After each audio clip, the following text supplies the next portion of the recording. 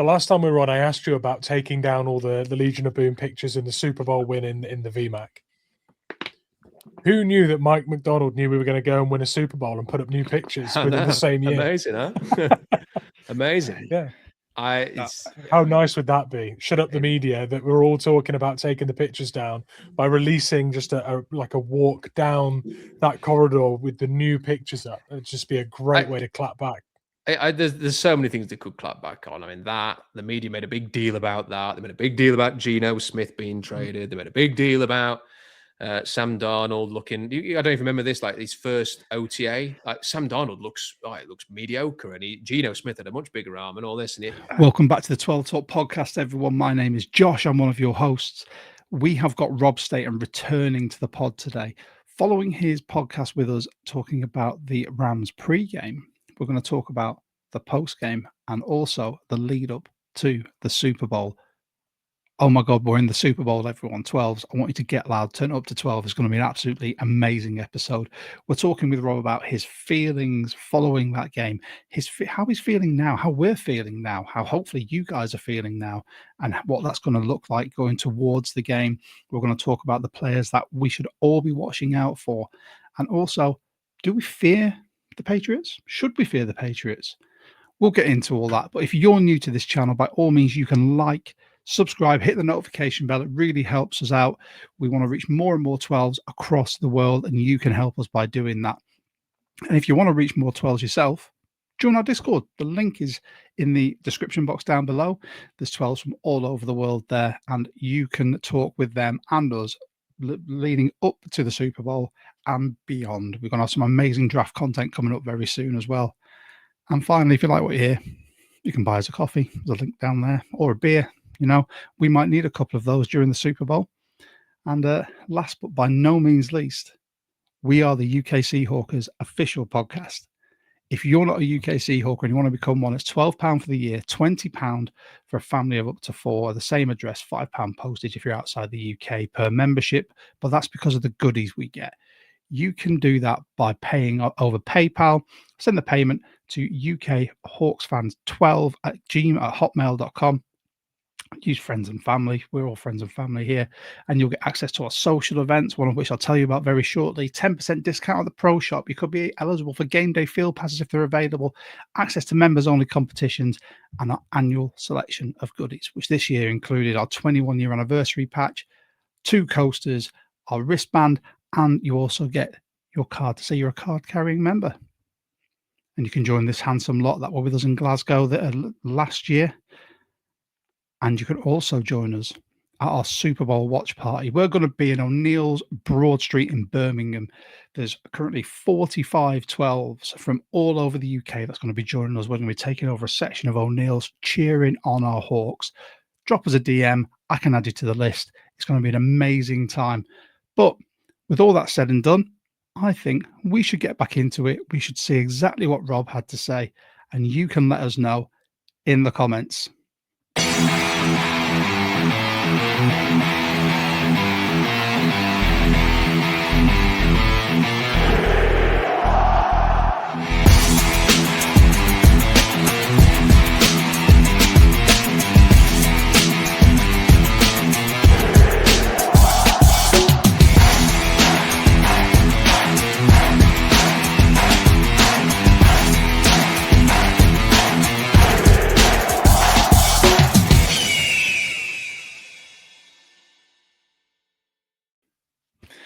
And we're back with Rob Staton. Rob has kindly joined us again after his last pod, talking about how excited he was going to be if we won, and that he had some annual leave in the bank. And I think you did you get that all booked up, mate?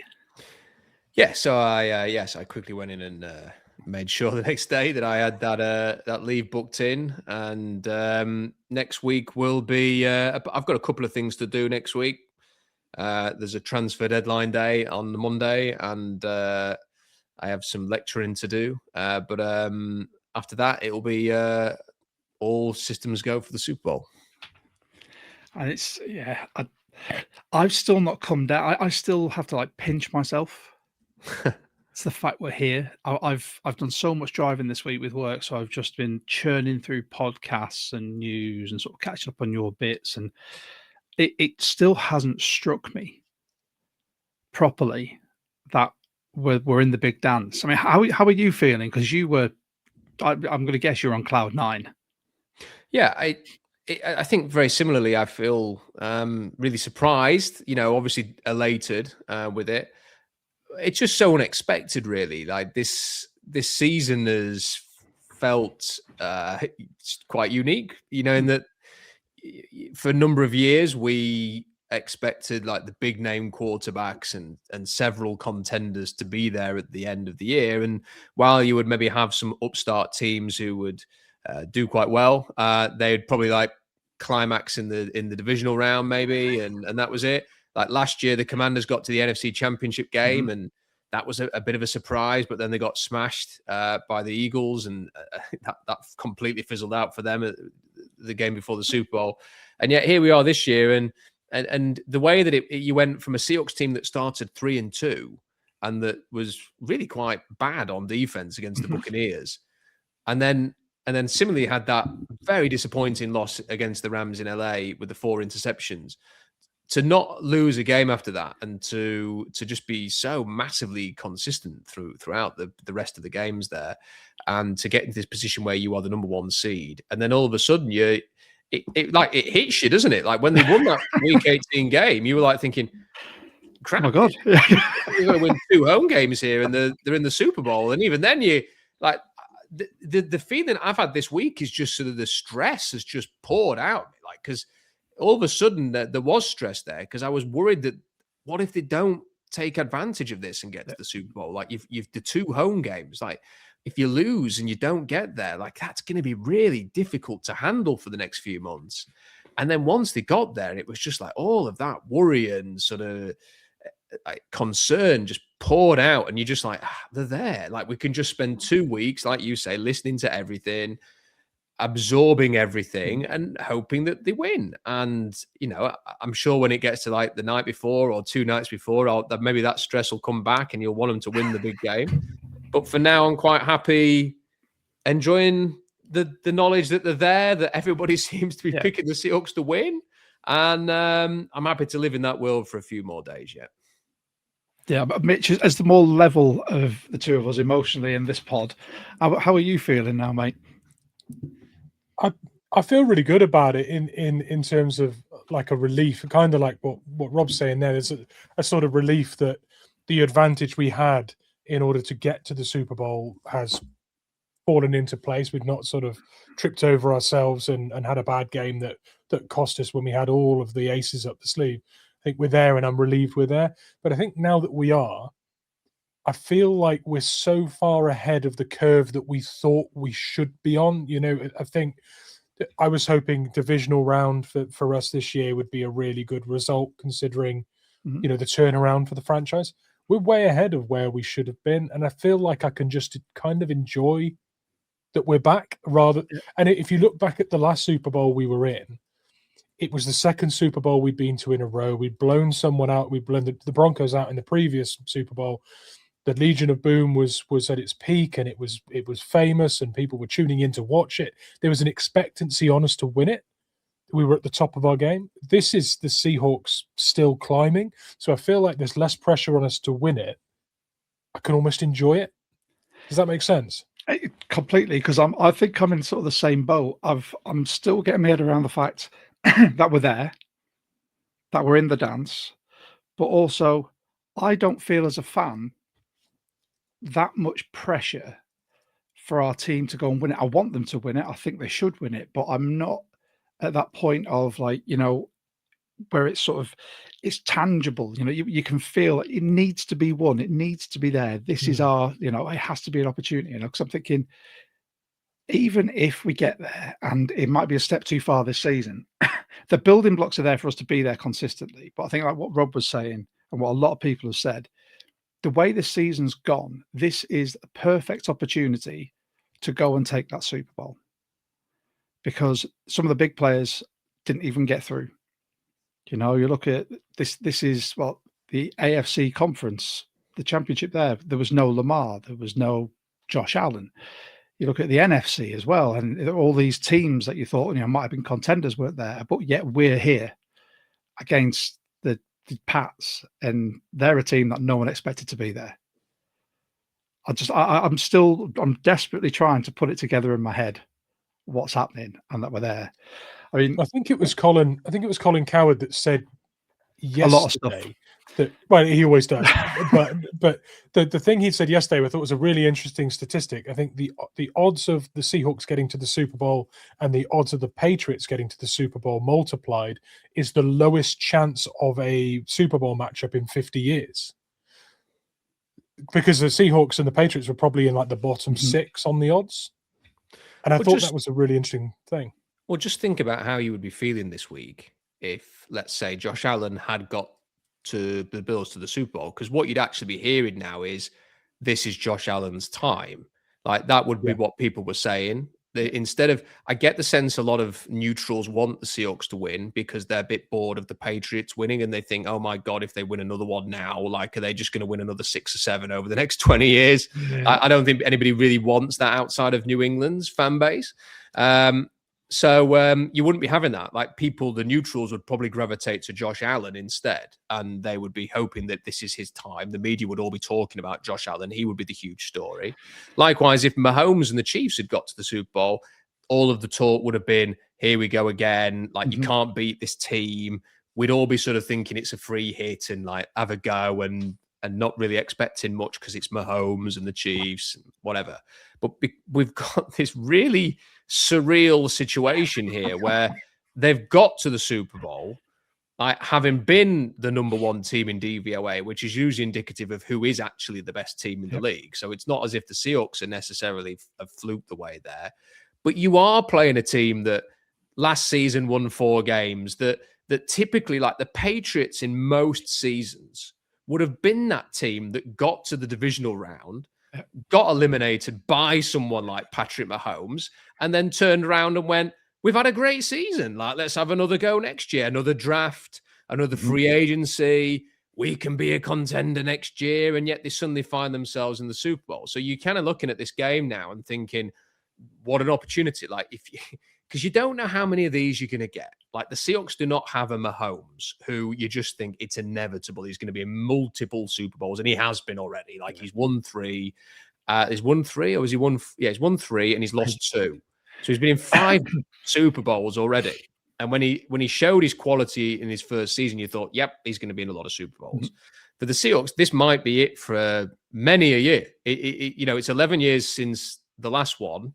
And when we were all sort of thinking ahead to that Patriots game, we probably dreamt of having multiple Super Bowls in the future and weren't thinking this is going to be the last one for 11 years.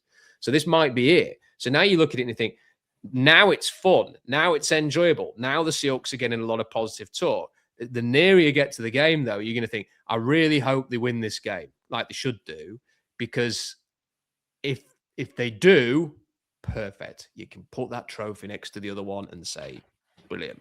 If they lose it, you're going to be like, oh, what a missed opportunity. Woulda, shoulda, coulda. It's the thing that I'm not going to bring this pod on a downer, but the thing I'm really cautious of is that, like you said, it seems every corner of the NFL media, the podcasters, social media influencers, if you will, as well, are saying that it should be the Seahawks. And I just don't want us to end up with egg on our face with how well we've played this season, how good this team appears to be. I don't want it to be they're the favourites, but they blew it, because that would be gut-wrenching. I believe that Mike McDonald could bring the team back from that and say, we were a year ahead of where we expected to be. But I really don't want that. I just want to be able to go and watch this game with the UK Seahawkers and just celebrate at the end. Let's drag it away from the negative stuff, because I want to keep this positive. It's been a positive season, and let's carry it on. So we mentioned the Pats, and this has been a bit of a surprise season for them. There's been a lot of talk about an easy run in, but they have got some good players.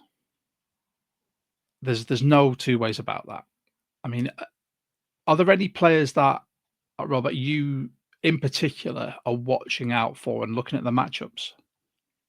Well, the quarterback, I think, is the main one, because he is, he has got an interesting skill set. His ability to scramble away from pressure, his ability to improvise, his ability to make plays with his legs, and if he's one of those very useful players whereby, one, you want to get after the quarterback, but you have to be cautious of contain, and sometimes that can be the biggest pass protection you need, is that if you are too aggressive off the edge, then he might have a free run up the middle. He might be able to just get around that pass rusher on that side.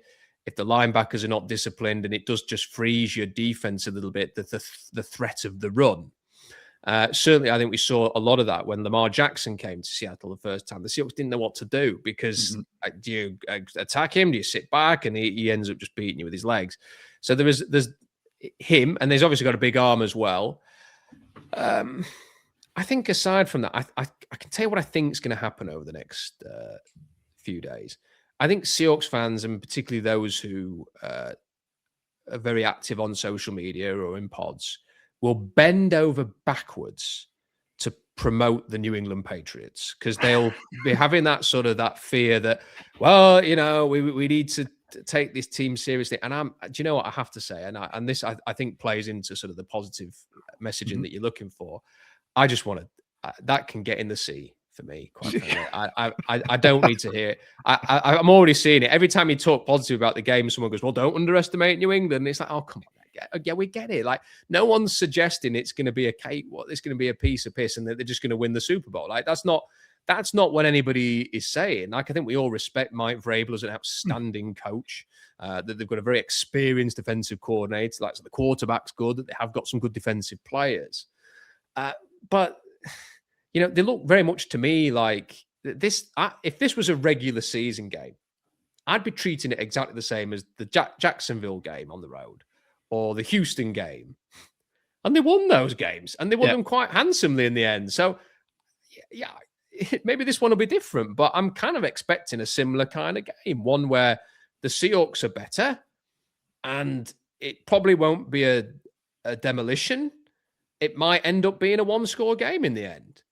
But I expect that when that clock hits 0, the Seahawks will be the winners. And that, I don't think there's anything wrong with saying that. And if it doesn't happen, it doesn't happen. Like, we've all seen unexpected things happen. I mean, Leicester City won the Premier League. Like, anything can happen.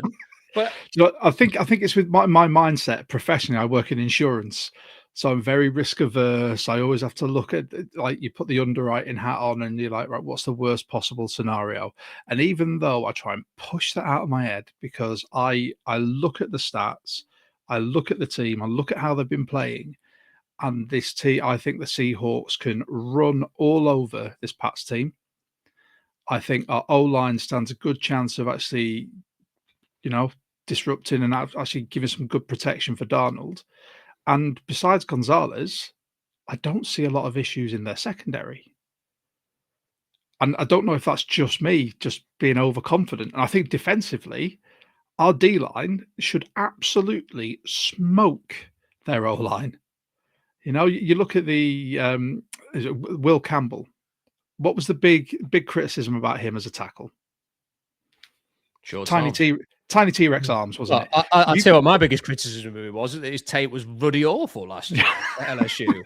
Like, it wasn't any good. Like, I honestly, I know I'm not just saying this. Like, people can go back and have a look on the blog.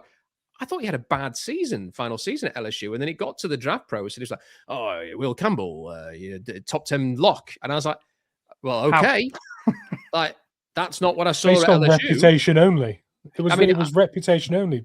I kept Garrett Nussmeier had all sorts of problems with pass protection in his penultimate season at LSU, and a lot of the problems came from that left side. We've seen that in the playoffs. In my opinion, you chuck Derek Hall over on that side, because Derek Hall has got some long old levers, and just allow him to bull rush the crap out of him, because he will not be able to get under his pads at all. Like, Campbell. Can I just say a couple of things as well? Because you mentioned Christian Gonzalez, and this is one of the things that I'm not suggesting that you were saying this, Josh, but I know what's going to happen. Like, I know Christian Gonzalez is going to be Darrell Revis by the time this game kicks off. because people keep talking about him and like, listen, he's a decent cornerback, like absolutely, yeah, he's a former first round pick. He's a decent player. I am not a big PFF grades person, but I don't think you have to ignore them.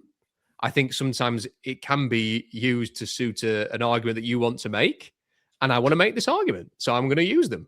But Christian Gonzalez, for the purpose of this conversation, was the 24th highest graded cornerback this season. So not terrible, not great. Who was the number 1 graded cornerback this year? Devin Witherspoon. Yeah. And how many Pats fans are going, oh, Devin Witherspoon plays for the Seahawks? Like, no, I don't think they are. But we're all going like, Christian Gonzalez is a good player. And I kind of feel like, do you know what? And you can go through it. Like, Milton Williams is a good player. Yeah, he's a really good player. So is Leonard Williams. So is Byron Murphy. So is Jaron Reed. We've got 3 of them. So like, this is what I'm trying not to be like, but I know exactly what you're saying, because I think deep down I feel that too. But I'm like, I want to look at the Pats and go, but they have got good players. They could cause us problems. They're in the Super Bowl. But then I look across their whole roster and I look at ours and I'm like, we have just got, and if this gets clipped up, then I will probably get some heat.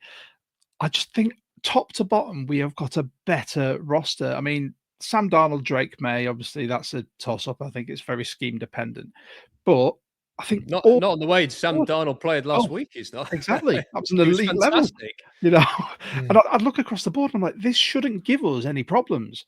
But I don't want to go into the Super Bowl watch party with so confident, because I don't want to get hurt. Well, that's understandable. And look, there are things to be aware. Mike Vrabel, as I mentioned, is an excellent coach. And he played for Belichick. He's won Super Bowls as a player, and he will have some ideas and some game plans that will cause you problems.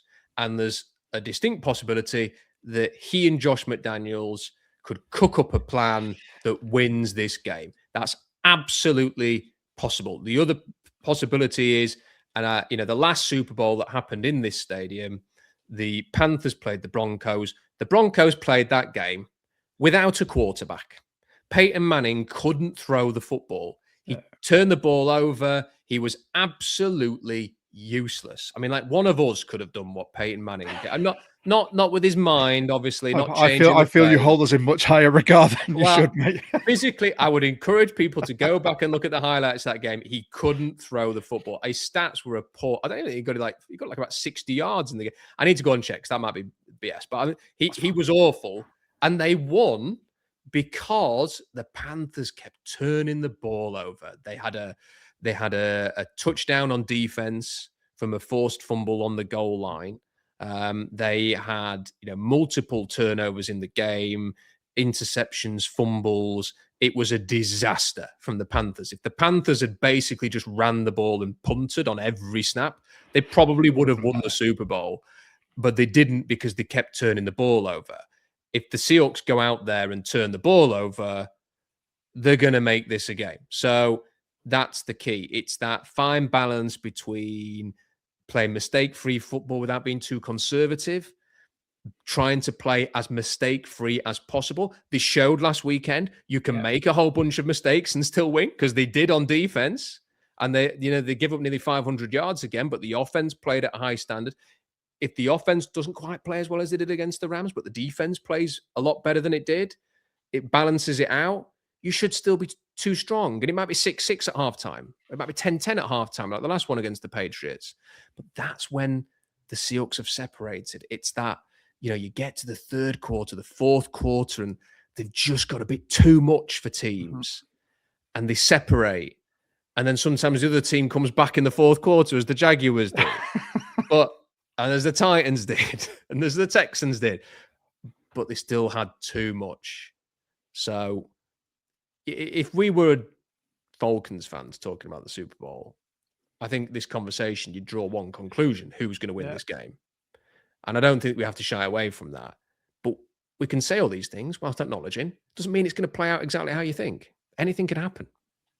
And this is it. Mitch, How are you feeling about? Like I said, you are the level-headed one I, out of the two of us. So I got a I couple of always like to get your barometer. things.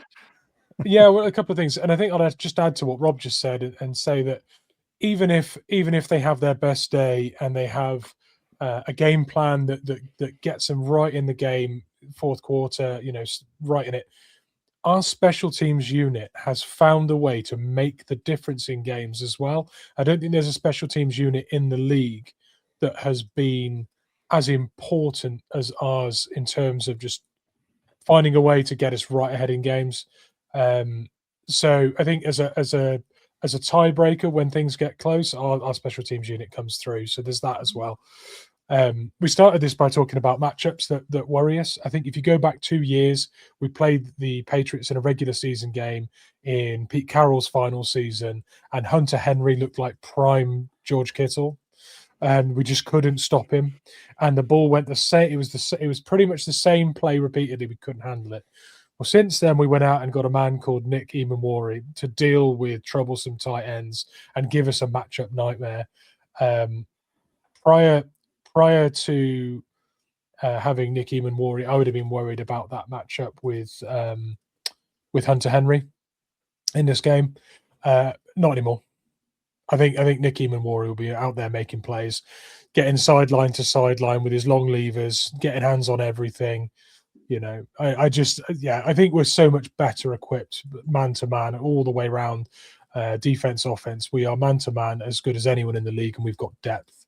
An injury to certain players just doesn't seem to worry me anymore, because I know there is players like Tyre Carter to come in, Tyrese Knight that can come in if Drake Thomas goes down. All the way through the roster, we got the depth, we got the matchups. We've shown great adjustments at halftime. In lots of games. I think we are just so well equipped for whatever difficulties we face in that Super Bowl. Tell you what, our head-to-head series that's coming up next week is going to look very, very one-sided after this pod. I mean, what I would say is that there's another couple of things to think about here. Is when these two teams last met in the Super Bowl, but everyone thinks of one play, but there were some other big moments in that game, and that will not have gone unnoticed. That's what the Belichick Patriots did very well, is they would identify situations to exploit. If you remember about that last Super Bowl 11 years ago, they found a way to get Rob Gronkowski isolated on KJ Wright, and that was a big touchdown play. It was a cheap, avoidable touchdown that the Seahawks gave away there because the Patriots outthought them. Like, if you give away a cheap 7 points like that, it can be a difference. It can be a bit of a, okay, like, so you've got the more talented team, but now all of a sudden you've closed the gap there because you've stolen 7 points. This is the thing about the Rams game the other night.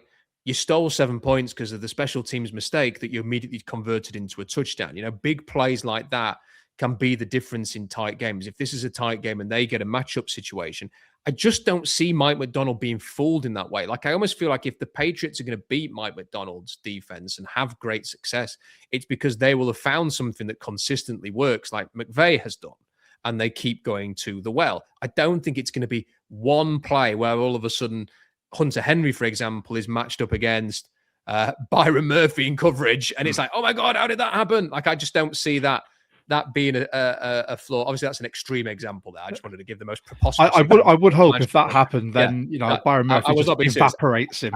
I just tried to think of the most ridiculous situation possible. Like Brandon Peely's up against him or something. Like, I'm coming up with an extreme example. The other thing that I think is we've got to be careful of, and this is the thing that would sort of make me pause the most, is an Antoine Randall style trick play.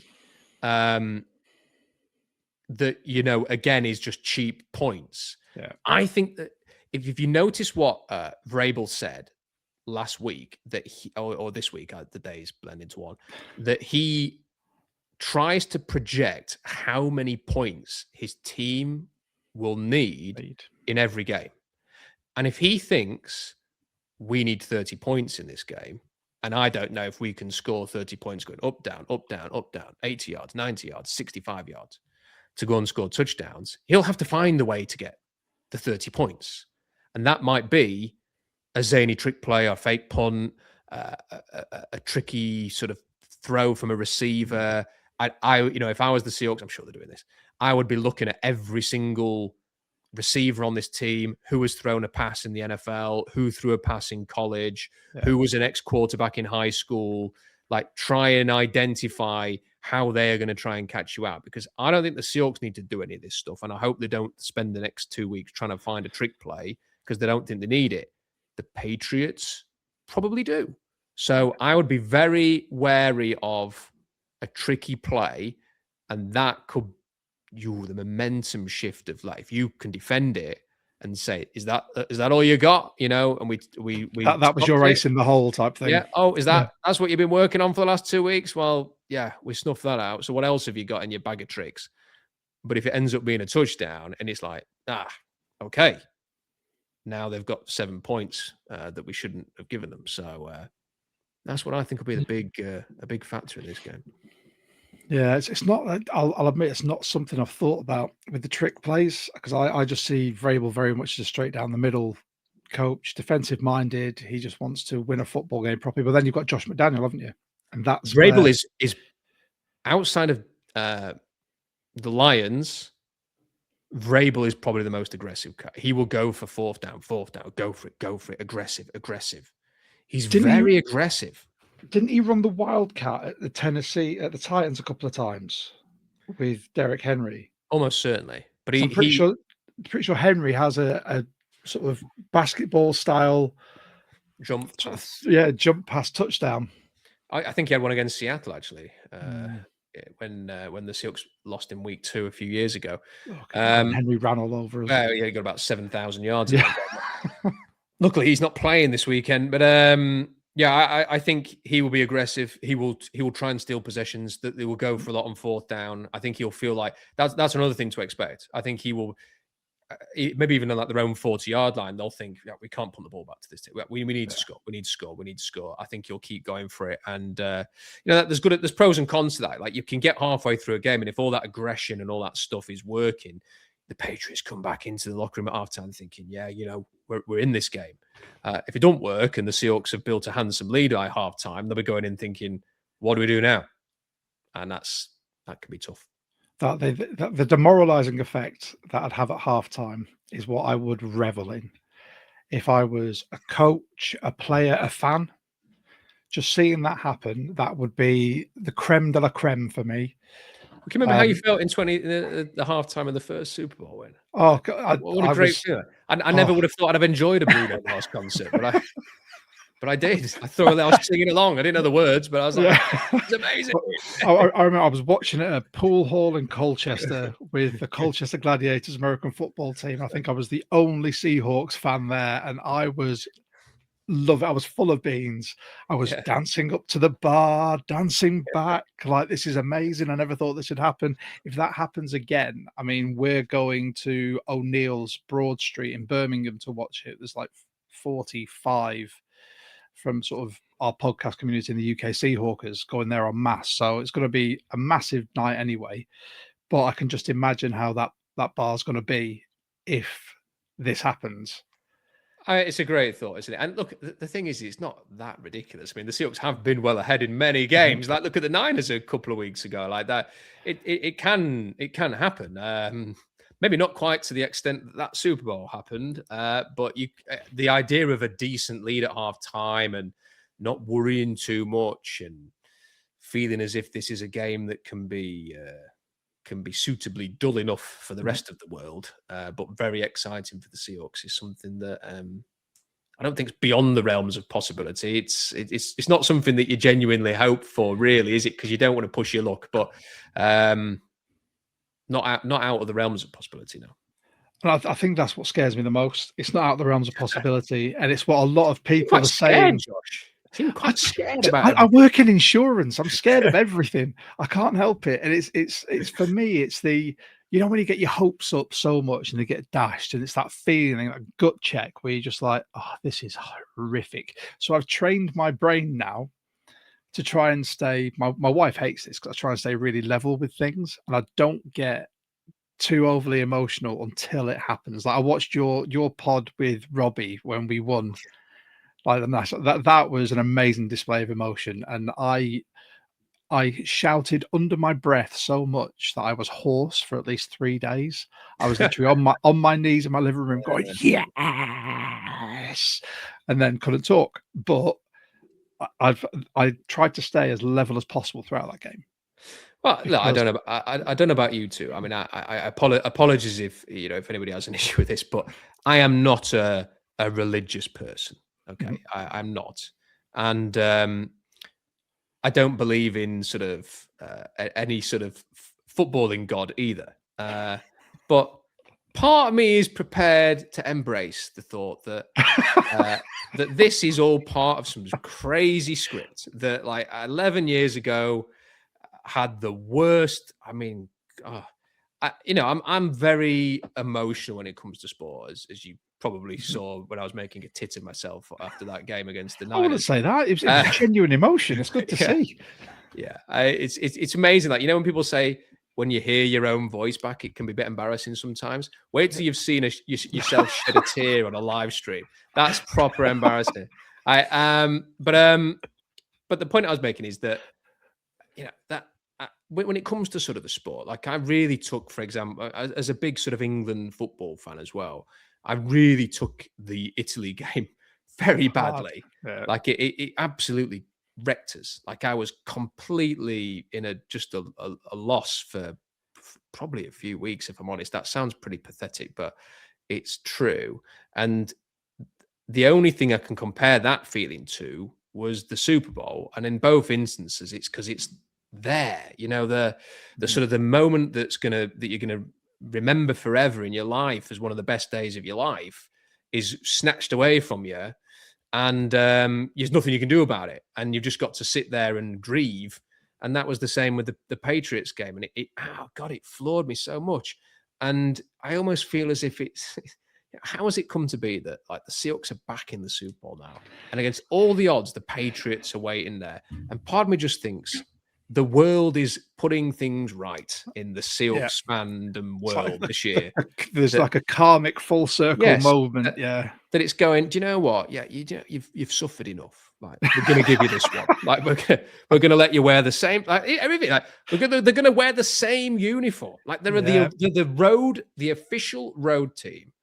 And the Patriots because they're undefeated on the road, have decided we're going to wear our road uniforms because that, because we're superstitious or whatever, and we think it might help. So they put the Seahawks in this all blue, and do you know what? I punched.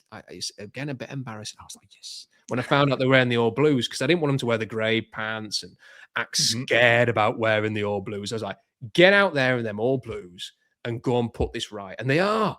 And, like, just the thought of them beating the Patriots, looking the same, in another NFC West arena, just getting up there and lifting that Lombardi and those uniforms, and just thinking. And do you know what? I know I spoke to Jason Puckett on the show that we do this week, and he said that he'll never ever get over the loss, and he'll always think about it. I can genuinely say, if they win, I don't care how they win it. If they win this Super Bowl a week on Sunday, then I will laugh every time I see that Malcolm Butler interception. I will go, you know what?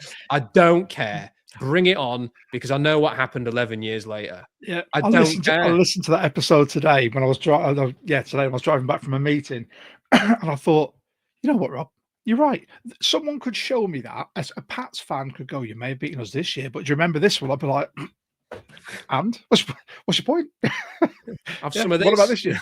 Yeah, well done for 11 years ago. Especially if it ends up being like 41-6, like the Niners game, and you're like, just imagine that. Just I am pretty relaxed about everything, and I know there's always a danger that you're going to fall over your feet and look silly. And any Patriots fan watching this, I'm sure, will have their reaction. But even the little things, like, I don't know if you saw that Pats fan on I don't watch it, but the Barstool clip that was doing the rounds yesterday of the Pats fan sat there with his Pats hat on and his Pats hoodie on, going, yeah, but if you take all of the tough teams off Seattle's schedule, then actually their schedule's really easy. And the guys there going, yeah, if you just take the Niners and the Rams and the Jaguars and the Texans and all that. Just put divisional QB. QB. I was like, so one of the divisional QBs that we've played 3 times now, who's up for MVP, Brock Purdy, who's actually quite functional in that role. I was just like, get out of here. But then you've got the other guy from Barstool who's bought 5 of those, like a T-shirt with Richard Sherman's face when we threw it at the 1 yard line just to wear all week in San Francisco. I was just like, oh, good. Knock yourself out, pal. I'm not really bothered. Like, we'll see what happens. But maybe we will be buying a T-shirt after this game. Like, it doesn't matter. Like, you can wear those if that's all you've got. Like, I'm not really bothered. Like, to be honest, all that stuff is. I find it a bit superfluous. That's all it is. It's crap banter. It's not even that good. I like to call shanter. Yeah, because we try and stay clean. I'm not going to tell everyone what it is. Ask us in our Discord. I'll tell you exactly what it is. But like, I'm. Do you know what? You've made me feel so much more positive, Rob. I'm gonna need every time you do a podcast, like running up to the Super Bowl, I'm going to have to listen to it and sit in a darkened room and just try and feel a bit more positive about this game. Well, this is a great moment for me as well, because as the person who was criticised for being too negative, how the roles have reversed. I didn't want to say the voice of positivity. So here we go. How the tides have changed.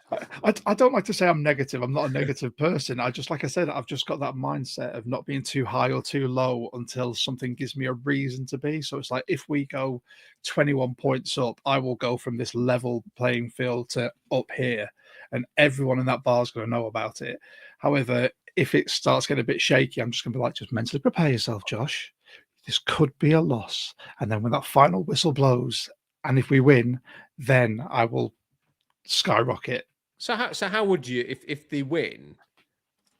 I mean, you've kind of portrayed it a bit there, Josh, but also, mate, what are you like? What are you going to be like if they do win? Let's assume it's not a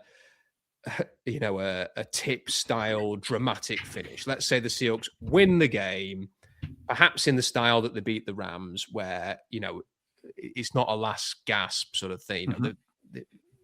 That wasn't that sort of desperate. They had needed 90 yards in 20 seconds. So what are you going to be like if they win that in the game that way? Are you going to be like you say, hoarse for 3 days? Are you going to be? I'll be hoarse for 3 days. I will feel awful driving back from Birmingham just due to the amount of energy I will have exerted celebrating. There'll probably be a tear.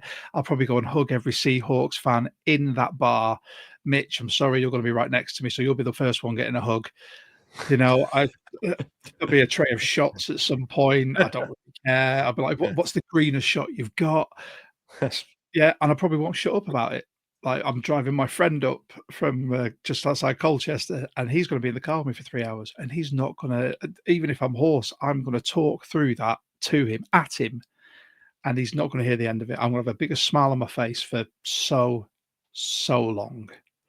Mitch, what will you be like? I think I'm going to be weirdly emotional, because the last Patriots Super Bowl was my first night as a Seahawks fan. That was where it started for me, and since that point, can we delete that bit? Can we? Yeah, I was going to say, we'll scrub that. But only wait one more day. Maybe I am the curse, but. Since that disappointment and getting more and more into the NFL and the draft and everything else and everything I've loved about the NFL, my love for the Seahawks has grown massively, and the community that we've built with the love of the Seahawks and the NFL and the UK NFL following and all of that stuff that we're now embracing. I love all of it, but I still can't quite get away from the fact that ever since I started watching, that first night we just haven't done it again. But we haven't got back there again. So I think being in a bar in Birmingham with the group of people that we have assembled around us on this journey, sharing that moment with them and many drinks, I probably will get really emotional about it. Speaking of drinks, Rob, did you find that bottle of champagne? Yeah, I mean, it is still there. I didn't just leave it outside. You don't even need to put it in the fridge. I have got it. I didn't dabble because I actually started. I started doing some lecturing, so I'm my first one on Monday, and I did not want to be half cut still. Yeah. You know, I didn't want to run it because it was about 5 a.m., wasn't it? So you're never quite sure how long as this is going to stay in the system for. So I thought I better not.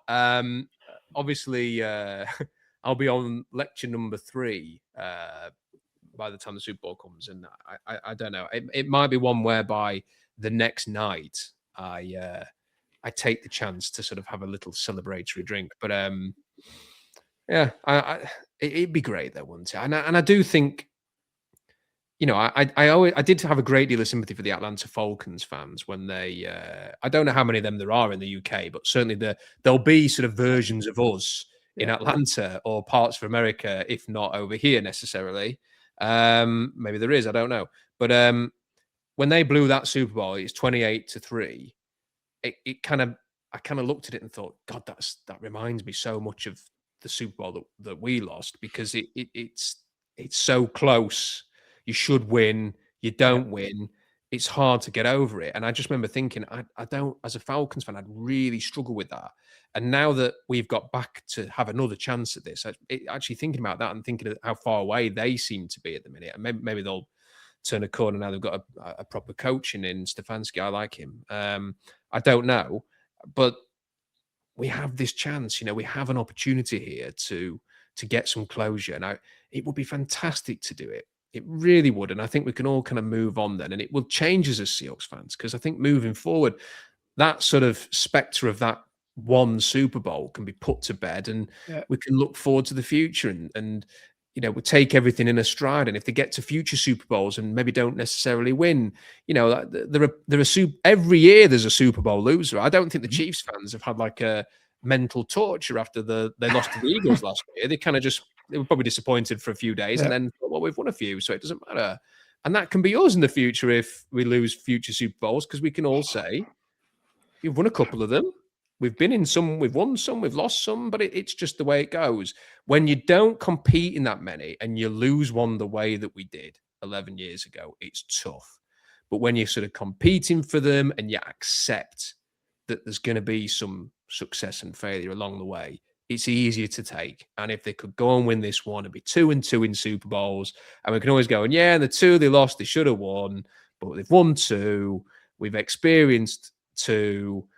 I personally would think, do you know what? The Seahawks are giving me a lot of joy. So with all of even when the draft stuff and the communities, like you say, and the friends I've made over the years from being associated with the team that's 5,000 miles away from my house.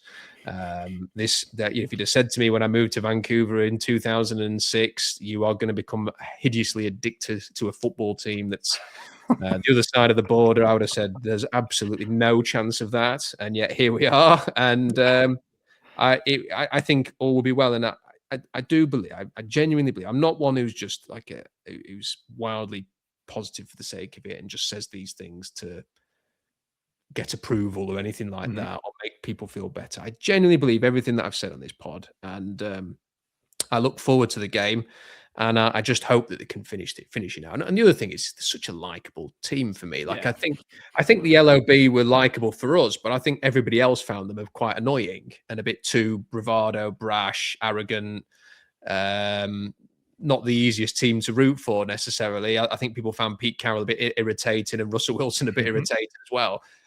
Whereas this team, I think generally people can go, oh, I like them. They're all right. I can live with them winning the Super Bowl, and that's a good thought as well. This is, like you said it before, that it seems that every impartial fan, and this is weird for me to compute as well, wants the Seahawks to win. And it's such a weird feeling, because when we went back to the Super Bowl 11 years ago, not many people put faith in us. There were people that were just like, oh, I can't stand that Richard Sherman. All does this talk.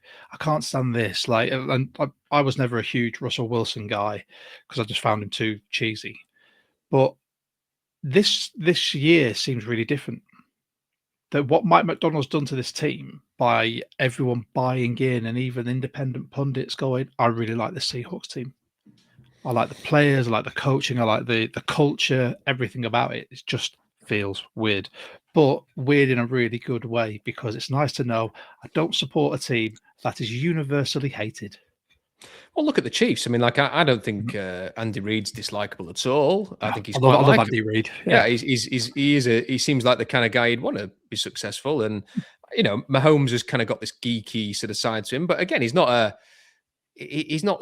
someone that I think you think, oh, bloody Mahomes. Like, he seems normal. He doesn't seem like most pro athletes really, and that's I think an endearing thing about him.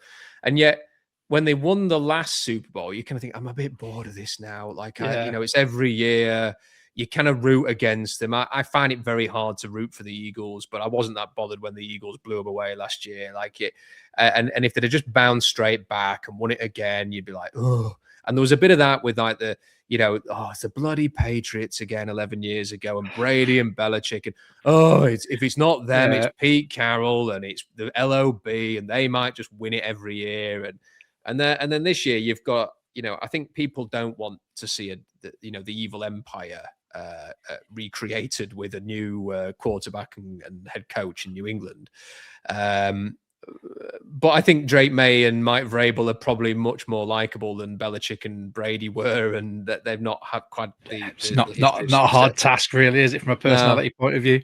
And Mike McDonald is, I mean, he's the polar opposite of Pete, really. I mean, I don't think, I think those of us who followed the Seahawks never, found that anything that irritates with Pete, but I can see why other teams did. And Mike McDonald just is the kind of, to me, seems like the kind of coach that every team would want to have. And the Sam Darnold story, like, how can you not want Sam Darnold to win the Super Bowl? We were begging for a story like this with the Geno redemption arc, and it obviously that went one way with Geno not wanting to be here and follow Pete, and now we've got another redemption arc story in Sam Darnold that we can possibly see to its full potential, which I am all aboard. I love it. I love an underdog redemption story, anything like that, and I think Sam Darnold has just been superb. You've got me hyped up for this now, Rob. Good. Thank you. I can have a very, very good weekend, and I'm going to be trying to, as you say, absorb as much Seahawks Super Bowl content over the coming week as possible. What have you got coming up? And you said you were writing something for the blog. Well, I've got I mean, I've done. I've worked a lot on the blog this week. The hours are ridiculous. Covering the Senior Bowl. So first and foremost, if you have got any, if you've got any appetite for something that's not Super Bowl related, please do go and have a read of that, because Mitch will be all over that. There is some stuff on there, and I'm not casting aspersions at anybody, but I do find some of the stuff on the Senior Bowl to be absolutely ridiculous every year, because people just watch these like 1v1s and it's like, oh my God, like, look at this guy and he did this. And they don't even like, and I'm not suggesting that I know everything, but I've spoken to people. I don't really know how it's happened, but I do have the opportunity to speak to people who've like been GMs and are currently scouting in the league.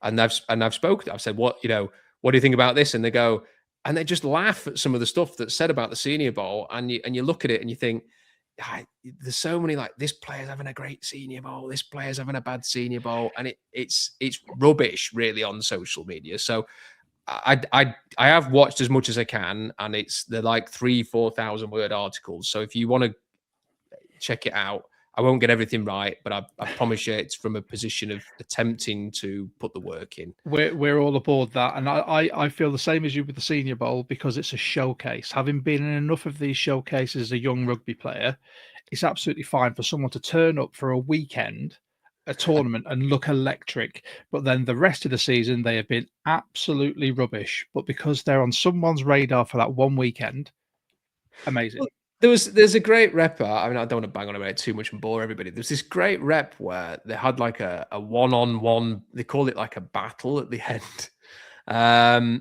where they kind of a best of three, and they'll put like a linebacker against a tight end or something, and O-line, D-line, and everybody crowds around them. And there was an O-liner against the D-liner, and Curtis Allen, who writes for me, highlighted this. And the D-liner gets right in the chest of the O-liner. It was Jeremiah Wright at Auburn, I think. And he like drives him backwards for about 6 yards. And then the O-liner goes away celebrating because he didn't get around him. And I'm thinking, yeah, but in the game, Yeah, you've been driven back into your quarterback's lap. The quarterback's getting impacted there. He's off the spot. You're sat on his knee. Like, what's there to celebrate here? And everyone, and the tweet that Curtis highlighted was the guy going, "What a rep by Jeremiah Wright. What an amazing shot." And I'm like, he didn't win that rep. But there's all sorts of stuff. There's a load of Senior Bowl stuff there. I'm going to do a bit more this weekend when the game takes place. I do think the game has some value, despite what people say. And then next week, we'll see. I'm going to try and do a stream most days, and we will see who we can get on to talk about things. Obviously, I will also have the Puck Sports, Bump and Stacey, Seahawks Collective. Everybody I do the Seahawks Collective with is going to be in Santa Clara, and there's going to be me sat here in Rotherham. So I think it's a disgrace that they haven't found a way to get me over there and do it live with them. But there we go. And just doing as much as I can. Like, I've booked next week off. I will get Monday out of the way because Monday's like transfer deadline with work. But then when I get home on Monday, I'll be like, right, Super Bowl time. So I just want people to know that if they subscribe to @Rob Football on YouTube and check out SeahawksDraftBlog.com, there will be stuff. Good, obviously. Well, we'll have all the links down there in the description, so most people will follow you anyway. I'd assume. We just appreciate you coming on. I mean, we've obviously got this pod with you. We've got, hopefully, Vernon Kay will be coming on with us to talk Seahawks and a bit of American football. Mitch and I have got a head-to-head series that we're going to be doing next week, looking at the position groups and how they stack up. Just very short ones, just to sort of, as we've alluded to already, how they stack up and how we think they're going to look on the field. And then we've got the Super Bowl watch party at O'Neill's Broad Street in Birmingham with 12 Talk Podcast, members of our Discord community, and the UK Seahawkers. There's 45 currently, and I will be closing off anyone who wants to come from sort of Monday, Tuesday, so they can reserve us a nice big spot there. And then, That sounds great. I mean, look, do you want to come? The amazing thing is a lot of people have gone, hey, come to this and come to that. And I appreciate like every offer that I've had. But I genuinely think after all of this, I might end up just watching. I might just prefer to watch this alone. Darkened room by yourself. Behind the I think it might be best. I'm not great company either, during these things. Like I tend to pace up and down for the whole game. And then I might sit down and something good happens, so then I have to stay. And if you said to me, "Are you superstitious?" I'd say no, but obviously I do act very superstitious during the game. And then, and if they win, it can be quite embarrassing the way that I celebrate. So I don't do anything that weird, but you stay at home, Rob. It's all right. We'll check in on you after the Super Bowl. I mean, I'll probably have a sore throat like yourself. Yeah. That's absolutely fine. You're allowed to. But I just want to say massive thanks to you, Mitch.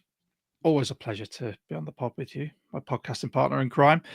We will be back all throughout pre-Super Bowl week, and make sure you tune into everything Rob's doing. Make sure you like and subscribe to us if you haven't already. Thank you very much for joining. And I'm just going to end this with a turn up to 12 and go Hawks.